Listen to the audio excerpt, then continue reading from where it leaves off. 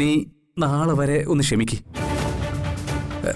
എല്ലാം നമ്മൾ വിചാരിച്ചതുപോലെ തന്നെ നടക്കും. നടക്കണം, അല്ലെങ്കിൽ നാളെ നിന്റെ അന്ത്യമായിരിക്കും.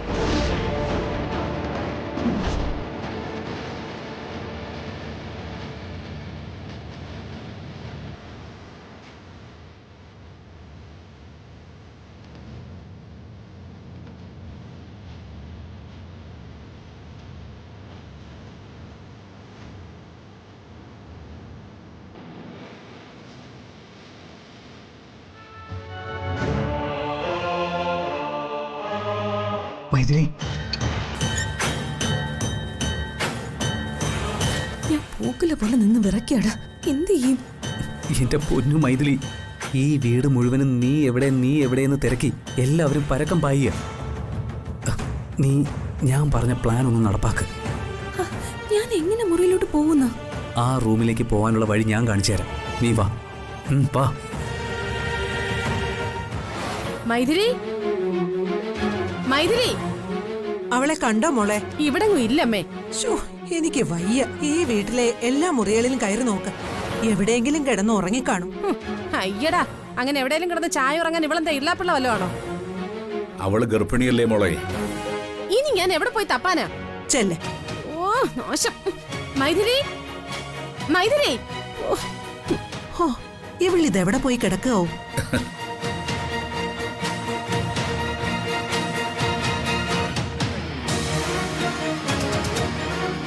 ജഗദീഷേ, രാമേട്ടാ, എനിക്കൊരു സംശയം. എന്താ? മൈഥിലി അവളുടെ വീട്ടിലേക്ക് പോയിട്ടില്ല. ഇനി അവൾ രാമേട്ടൻ്റെ വീട്ടിലേക്ക് പോയോ? നമ്പ്യാരപ്പനെ കാണാൻ അങ്ങനെ പോകാൻ സാധ്യതയുണ്ടോ? എന്തായാലും ഏട്ടൻ അവിടെ ഒന്ന് വിളിച്ചു ചോദിക്കേ. ഞാൻ അച്ഛനെ ഒന്ന് വിളിച്ചു ചോദിക്കാം. അതെ, പിന്നെ കാണാനില്ലെന്ന് പറയല്ലേ. പ്രായമായ ആളാ നമ്പ്യാരമാമൻ, അത് ഓർമ്മ വേണേ. അതെ, നമ്മുടെ കാർത്തിക്കിന്റെ ഭാര്യയെ കണ്ടായിരുന്നോ? നല്ല പൊക്കമുള്ള കുട്ടി കണ്ടായിരുന്നോ? ഇല്ല മോളെ. അത് സാവിത്രിയുടെ മരുമോളല്ലേ? അതെ. കല്യാണം കഴിഞ്ഞിട്ട് അവളെ ഞാൻ കണ്ടിട്ടേ ഇല്ല. കണ്ടായിരുന്നോ? ഇല്ല മോളെ, കണ്ടില്ല. എനിക്കൊരു കാര്യം പറയാനുണ്ടായിരുന്നു. ശരി ശരി, അപ്പുറത്ത് നോക്കാം. ശരി അച്ഛാ. എന്തായി? ഇല്ല, അവള് വീട്ടിൽ ചെന്നിട്ടില്ല. എത്തിയില്ലേ? പിന്നെ വിളിത് അവിടെ പോയി.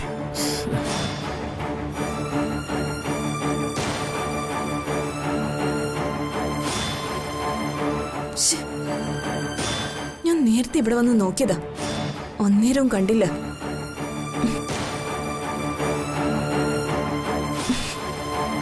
ഇവിടെയൊന്നും കാണുന്നുമില്ലല്ലോ. പെണ്ണിത് ഇവിടെ പോയി കിടക്കുന്നുണ്ടോ? മൈഥിലി, മൈഥിലി, ഈ കൊച്ചിത് എവിടെ പോയി കിടക്കുക? മൈഥിലി,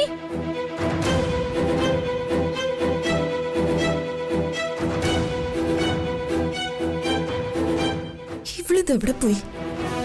ചേച്ചി, മൈഥിലി കണ്ടായിരുന്നോ? ഇല്ല. എന്താ മോളെ? അല്ല, ഒരു കാര്യം പറയാനുണ്ടായിരുന്നു. ചേച്ചി പൊയ്ക്കോ.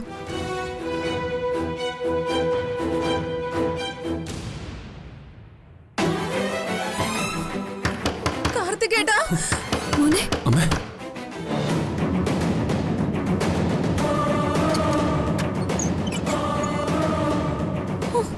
കാർത്തികേട്ടാ. മൈഥിലി, മോളെ, എന്താ? മൈഥിലി, മൈഥിലി കണ്ടെത്തി. എല്ലാരും വാ, ആരും പേടിക്കണ്ട. മൈഥിലി കണ്ടുകിട്ടി. എന്താ? എന്തു പറ്റി? എന്താ ഉണ്ടായേ? നിനക്ക് എന്ത് പറ്റി മൈഥിലി? നീ എങ്ങനെ ഈ മുറി വന്ന് കയറിയത്? ഞാൻ പുറത്തേക്ക് വരാതെ ഇതിനകത്ത് നിന്ന് ഹൽദിയുടെ ചടങ്ങുകൾ കാണുമായിരുന്നു. മോൾക്ക് അങ്ങോട്ട് വന്നൂടായിരുന്നോ? ക്ഷീണം ഉണ്ടായിരുന്നു, അതാ വരാതിരുന്ന. പിന്നെ ഈ മുറിക്കകത്ത് നീ എന്തിനാ വലിഞ്ഞു കയറിയത്? വാഷ്റൂമിൽ പോയതാ. പിന്നെ വാതില് തുറക്കാനായില്ല. ആ സമയത്ത് ആരോ പുറത്തുനിന്ന് കുറ്റിയിട്ടു.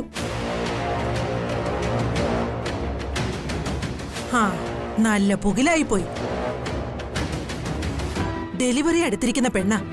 അവിടെ എവിടെയും കറങ്ങി നടക്കരുതെന്ന് ഞാൻ പല പ്രാവശ്യം പറഞ്ഞിട്ടുള്ളതാ. എന്താ നീ അനുസരിക്കാത്തത്? 2 അമ്മായിയമ്മമാരുണ്ട് ഇവക്ക്, സാവിത്രി, നന്ദിനി. നിങ്ങളെന്താ ഇവളുടെ കാര്യം ശ്രദ്ധിക്കാത്തത്? അമ്മേ, ദേ 2 പേരോടായി പറയ, പ്രസവം കഴിയുന്നതുവരെ നിങ്ങളിൽ ഒരാൾ എപ്പോഴും ഇവളുടെ കൂടെ ഉണ്ടാവണം.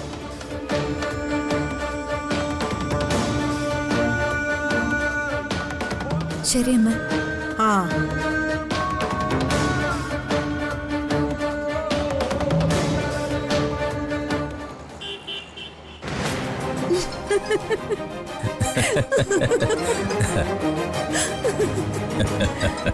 ഇന്ദ്രജിക്ക് ഇപ്പോ സന്തോഷമായില്ലേ? സന്തോഷം എന്ന് പറഞ്ഞാല് മതി മറക്കുന്ന സന്തോഷം എനിക്ക്. എങ്ങനെ ഇത് ആഘോഷിക്കണമെന്ന് മാത്രം സാർ പറഞ്ഞാ മതി. ആഘോഷമല്ലല്ലോ പ്രധാനം. ഇന്ദ്രജിയുടെ ഹസ്ബൻഡ് എന്റെ ബന്ധുവാണ്. ഇന്ദ്രജിക്ക് വേണ്ട എല്ലാ സഹായങ്ങളും ചെയ്തു കൊടുക്കണമെന്ന് അവൻ എന്നോട് പറഞ്ഞിട്ടുണ്ട്. അതുകൊണ്ട് ജയറാമിന്റെ ജാമ്യം നിഷേധിക്കാൻ ഇതേ നമുക്ക് മാർഗം ഉണ്ടായിരുന്നുള്ളൂ. അത് നമ്മൾ പ്രയോഗിച്ചു, വിജയിച്ചു. Thank you sir, thank you. ഈ ഉപകാരമൊന്നും ഞാൻ മറക്കില്ല സർ. ഇത് ചെറിയൊരു പ്രതികാരമൊന്നുമല്ല സർ. ഇതെന്റെ ഹൃദയത്തിൽ കിടക്കുന്ന ഒരു വാടാ മുറിവിന്റെ വേദനയിൽ ഞാനങ്ങ് ചെയ്തു പോകുന്നത്. അത്രയേറെ എന്റെ അനുജത്തെ വേദനിപ്പിച്ചിട്ടുണ്ട് ആ ജയറാമും അവന്റെ ചെമ്പകമംഗലത്തെ തറവാട്ടുകാരും. എനിക്ക് മനസ്സിലാകും ഇന്ദ്രജ. സാർ മനസ്സിലാക്കുന്നതിൽ നിന്ന് 100 ഇരട്ടി വലുതാ എനിക്ക് അവരോടുള്ള പ്രതികാരം. ഈ ജയറാമിനെയും അവന്റെ വീട്ടുകാരെയും നശിപ്പിക്കുക എന്നുള്ളത് എന്റെ ജീവിത വ്രതമാണ്. അർജുനൻ അമ്പെടുത്താൽ ലക്ഷ്യം ഭേദിക്കും എന്ന് പറയുന്നത് പോലെ ഇന്ദ്രജ ഒരു കാര്യത്തിന് ഇറങ്ങിയാൽ അതിലെ ലക്ഷ്യം കാണാതെ മടങ്ങില്ല. എതിരാളികൾ ഉണ്ടെങ്കിലേ നമുക്കൊക്കെ ജീവിക്കാൻ പറ്റൂ ഇന്ദ്രജ. വെട്ടി ജയിച്ചു മുന്നേറി ജീവിത വിജയം നേടണം. അതാണ് വേണ്ടത്. എന്നെ സംബന്ധിച്ചിടത്തോളം നാളത്തെ ദിവസം നിർണായകവും എന്നാ രസകരവുമാണ്. അതെയോ? ഞാൻ വിജയം ആഘോഷിക്കുന്ന മറ്റൊരു ദിവസം. അതെന്താ ഇന്ദ്രജ? നാളെ മീനാക്ഷിയുടെ വിവാഹം മുടങ്ങുന്ന ദിവസം. ഓ, മറ്റൊരു പകരം വീട്ടലിലൂടെ ഞാനത് മുടക്കുന്ന ദിവസം. ശുഭദിനം എന്നൊക്കെ പറയാം. നാളെ എന്റെ പല ചോദ്യങ്ങൾക്കും രാജലക്ഷ്മി അമ്മ ഉത്തരം പറയേണ്ടി വരും. പറഞ്ഞില്ലെങ്കിൽ ഞാൻ അവരെ കൊണ്ട് പറയിപ്പിക്കും. എല്ലാ വിജയാശംസകളും നേരുന്നു ഇന്ദ്രജ. Thank you sir.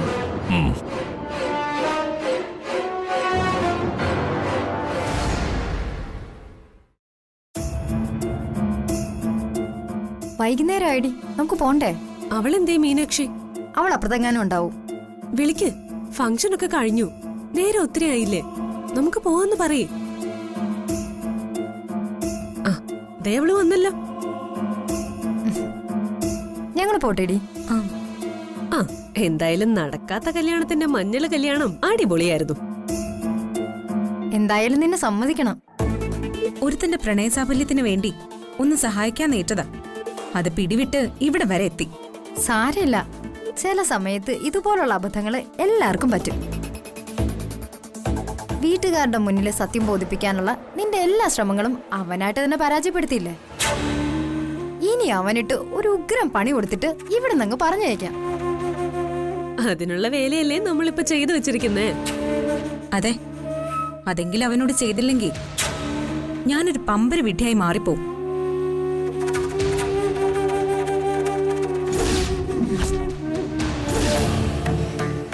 അതെ, ഇപ്പൊ എല്ലാവരുടെയും ശ്രദ്ധ അവിടെയാ.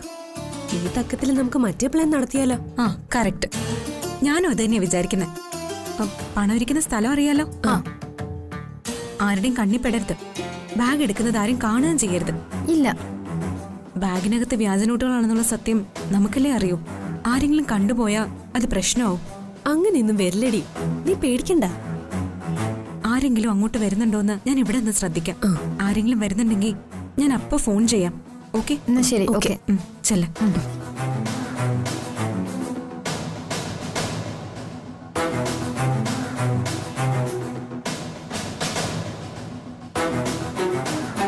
ആരെങ്കിലും വരുന്നുണ്ടോ നോക്കോണേ. മീനാക്ഷി പുറത്തു നിപ്പില്ലേ? ആരും വരില്ല. ഇനി വന്നാ തന്നെ മീനാക്ഷി അപ്പ കോൾ ചെയ്യും.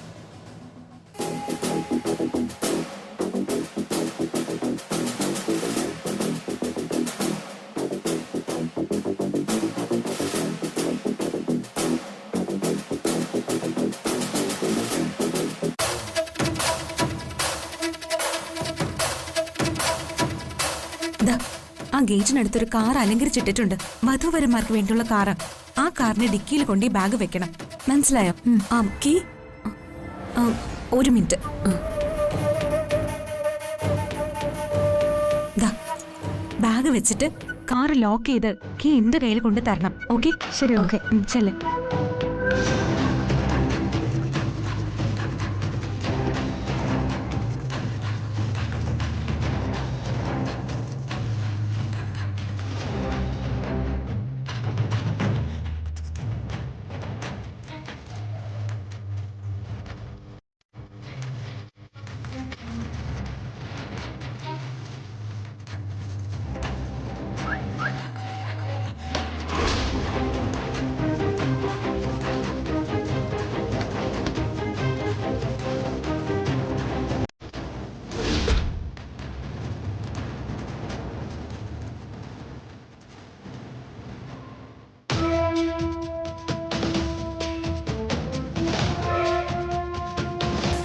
അപ്പൊ എല്ലാം പറഞ്ഞതുപോലെ. താങ്ക്സ്. താങ്ക്സ് ഒന്നും പോരാ, വലിയൊരു ചെലവുണ്ടേ. ചെയ്യാം. വാ. കയ്യിലേക്ക് വരുന്നത് 1 കോടി. താലി കിട്ടുന്നതിന് മുമ്പ് കിട്ടുമായിരിക്കുമല്ലേ? അവര് തരും. വാ. മീനാക്ഷി ആയിരുന്നോ? അല്ല, കമലാക്ഷി. നീ എന്താ മീനാക്ഷി ഒരുമാതിരി പട്ടിയെ വിളിക്കുന്ന പോലെ വിളിക്കുന്നത്? എന്നാ പിന്നെ ഞാൻ നിന്നെ ആര്യപുത്രാന്ന് വിളിക്കാം, അല്ലെങ്കിൽ പ്രാണനാഥാന്ന്. എന്താ പോരെ? മീനാക്ഷി, നീ ഇങ്ങനെ ദേഷ്യപ്പെടാതെ.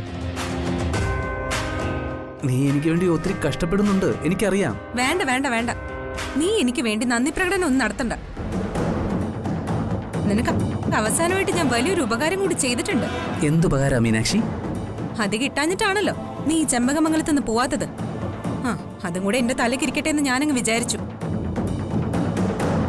എടുത്തു വെച്ചിട്ടുണ്ട്, ഡെക്കറേറ്റ് ചെയ്ത കാറിന്റെ ഡിക്കിയില്. മനസ്സിലായില്ല, എന്താ മീനാക്ഷി? നിന്റെ മൈഥിലി നാരായണന് വേണ്ടി ഞാൻ തരുന്ന സ്ത്രീധനമാണെന്ന് കരുതിയാ മതി. 1.5 കോടി രൂപ.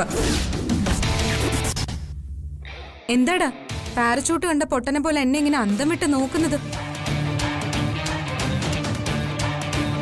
എന്റെ മുത്തശ്ശി എനിക്ക് തരേണ്ട 1.5 കോടി രൂപ ഞാൻ നിന്റെ അണ്ണാക്കിലേക്ക് വായ്ക്കരി ഇടുന്നു.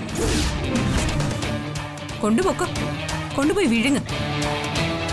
മൈഥിലി നാരായണനെയും കൂട്ടി കുളുമണാലിയിലോ കുറുക്കഞ്ചേരിയിലോ പോ. നാശം പിടിച്ചവൻ. 1.5 കോടി രൂപ പോയാലും എനിക്ക് സമാധാനവും സ്വസ്ഥതയും കിട്ടുമല്ലോ. മീനാക്ഷി, നീ പ്രതീക്ഷിക്കുന്ന രൂപ ആ കാറിലുണ്ടെന്ന്. അതും എടുത്തോണ്ട് നേരം വെളുക്കുന്നതിന് മുൻപ് ഇവിടുന്ന് സ്ഥലം കാലിയാക്ക്. ദേ, ആ മണ്ഡപത്തിന്റെ പരിസരത്ത് പോലും നിന്നെ കാണരുത്. എന്റെ 1.5 കോടി രൂപ പോയാലും ശരി, നീയെങ്കിലും നന്നാവുമല്ലോ.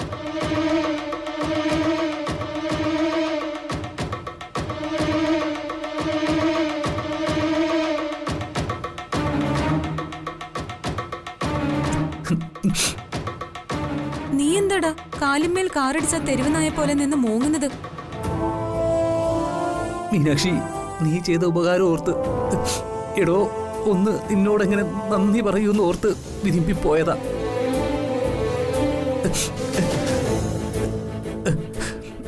നീ നീ ഇത്രയ്ക്ക് വലിയ മനസ്സിന്റെ ഉടമയാണെന്ന് ഞാൻ ഒരിക്കലും കരുതിയില്ല മീനാക്ഷി. പലതരത്തിലും ഞാൻ നിന്നെ ബുദ്ധിമുട്ടിച്ചു, വിഷമിപ്പിച്ചിട്ടുണ്ട്.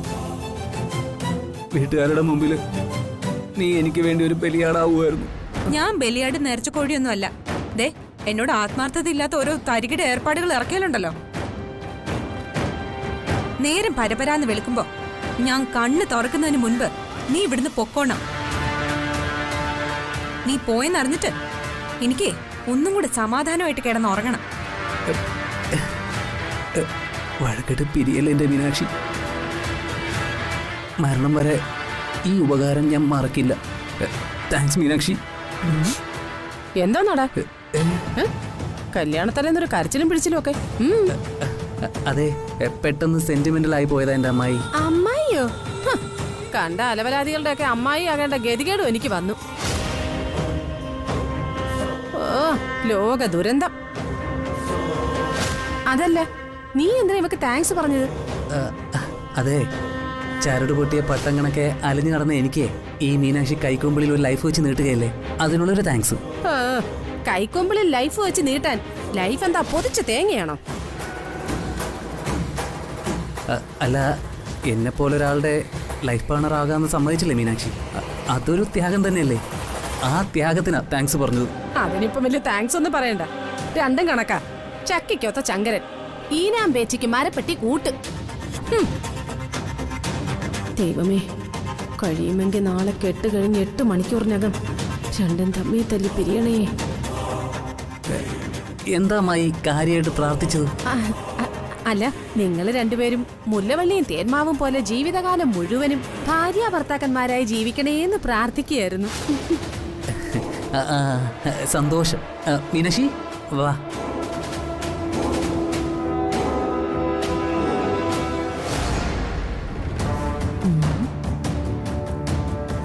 ഇവൻ താങ്ക്സ് എന്ന് പറയാൻ എന്താ കാരണം?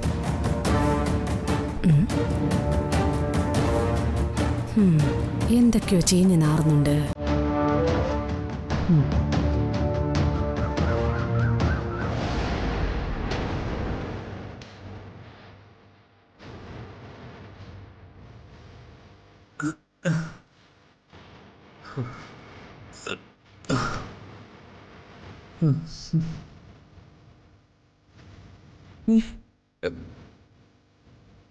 സമയം ഒരുപാടായല്ലോ.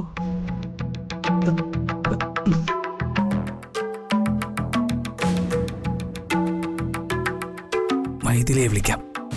ആ കാർത്തിക് 5 മണിക്ക് എഴുന്നേറ്റ് നടക്കാൻ പോയിട്ടുണ്ടാവും. അവൻ തിരികെ വരുന്നതിന് മുമ്പ് മൈഥിലിയുമായിട്ട് സ്ഥലം വിടണം.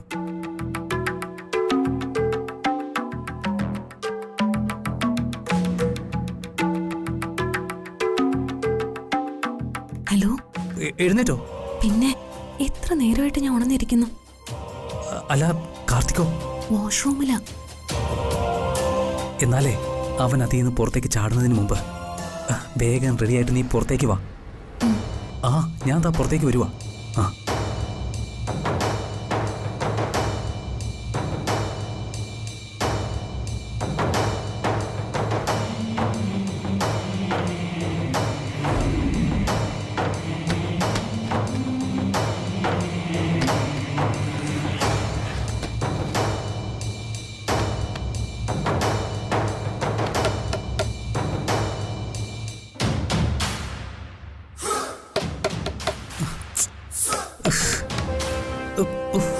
ദൈവമേ, നേരം വെളുക്കുന്നതിന് മുമ്പ് ഏത് മാരണമാണോ?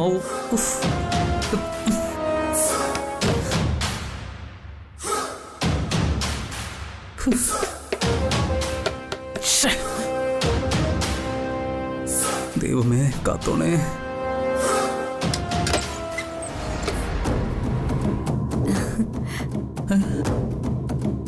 ഇതുവരെ എഴുന്നേറ്റില്ലല്ലേ? ദേ ഇപ്പൊ എഴുന്നേറ്റേ ഉള്ളൂ. ആ, എന്നാ നീ വേഗം കുളിച്ച് റെഡിയായിട്ട് വാ. കാർത്തിമോനും മീനാക്ഷിയും ഇപ്പൊ റെഡിയാവും. നമുക്ക് എല്ലാവർക്കും കൂടി അമ്പലത്തിൽ പോവാം. അല്ല, അതിനിപ്പോ ഞാനും വരണോ? പിന്നെ എന്താ മോനെ, നിന്റെ കല്യാണ ദിവസമല്ലേ ഇന്ന്?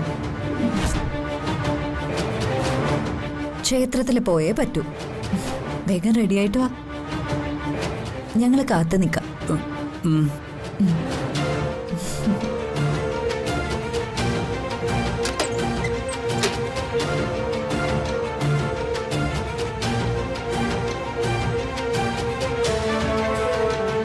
ദൈവമേ, എന്തൊരു കുരിശാണോ ഇത്.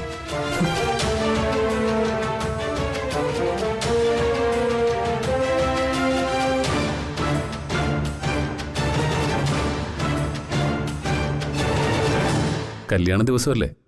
വൈശാഖിനെയും മീനാക്ഷിയും കൂട്ടി ഞങ്ങൾ 4 പേരും കൂടി അമ്പലത്തിലേക്ക് പോവാ.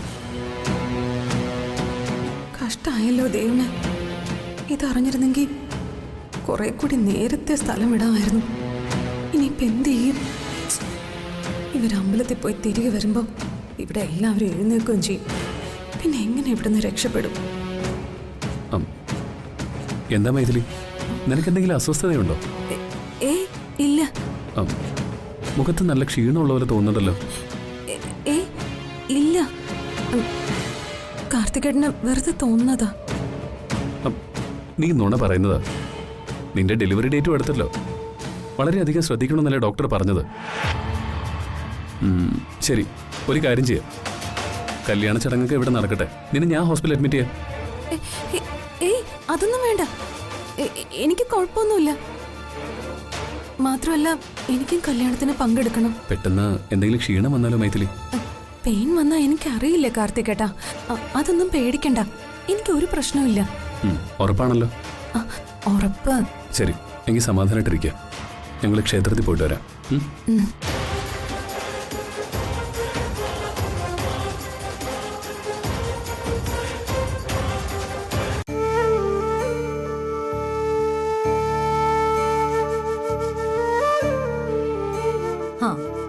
അത് കൊള്ളാം. ഒരു കല്യാണ പെണ്ണിന്റെ ഇരിപ്പ് കണ്ടില്ലേ? ഇങ്ങനെയാണോ മോളെ ഒരു പെൺകുട്ടി ചെയ്യേണ്ടേ? നിന്റെ ഈ മട്ടും ഭാവമൊക്കെ കണ്ട അമ്മ എന്നല്ലേ കുറ്റം പറയാ? ഞാനൊന്നും പറഞ്ഞു പഠിപ്പിച്ചു കൊടുത്തിട്ടില്ല എന്നുള്ള പഴി എന്റെ തലയിൽ വന്ന് വീഴും. ഒരു പെൺകുട്ടിയുടെ ജീവിതത്തിലെ ഏറ്റവും പ്രധാനപ്പെട്ട ദിവസം എന്ന് കഴുത്തിൽ ഒരു താലി അണിയിക്കുന്ന ദിവസം. ഈ ദിവസവും നീ ഇങ്ങനെ എഴുന്നേറ്റ് മൂശാട്ട പിടിച്ചതുപോലെ ഇരുന്നാലോ?